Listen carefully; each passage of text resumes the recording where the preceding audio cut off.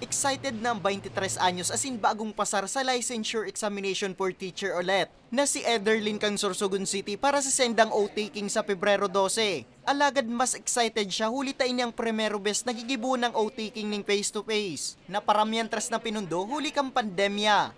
Dugang pa niya na makal na siya ning tiket. Asin handa naman ang susuluto niya para sa aktibidad. Actually, nakakatuwa siya kasi parang ito yung moment na talagang hinihintay namin. Nasa 4 years kami sa college na ang dami namin pinaghirapan. Tapos nag-graduate kami, virtual pa. So parang hindi namin naramdaman na, ay, yun na yung 4 years na. So ngayon, O-taking kasi face-to-face pa siya and talagang makikita namin yung mga kaparehas namin na talagang may mga pangarap sa buhay. Siring ni Ederlyn, sibut naman ng 28 anyos sa si Pearl kang Iriga City. Antes kaya ang O-taking, may online registration muna. Pigaasikaso niya naman ang mga gagamiton sa O-taking. Sa magtitake po ng exam, wag po kayong ma-pressure. Faith in God din po.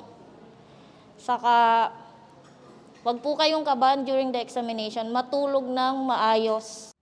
Sigun kay Jerome Banyas kang Profession Regulation Commission Bicol, para sa O-certificate sa online registration na kaipuan ipresenta. Antes makabakal ng ticket para makalaog sa Albay Astrodome na venue kang O-taking ceremony. Ugmaman ang PRC na pigtutugutan na liwat ang mga siring na aktibidad. Before they can be issued a license to practice their profession as a professional teacher, kailangan nila mag-attend ng O-taking, and then after attending O-taking, kailangan nila mag-register for the issuance of a professional license.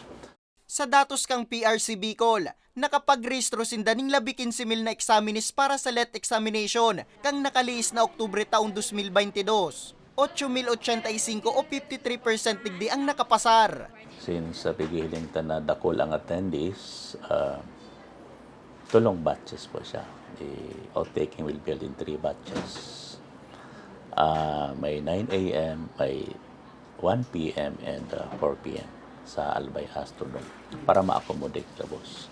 And for those na hindi makaka-attend, they just have to wait for another schedule to be given by the Board of Professional Teachers.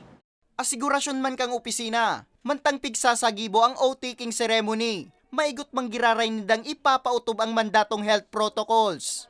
Para sa mga baretang tatak Bicol, Nomer Corporal.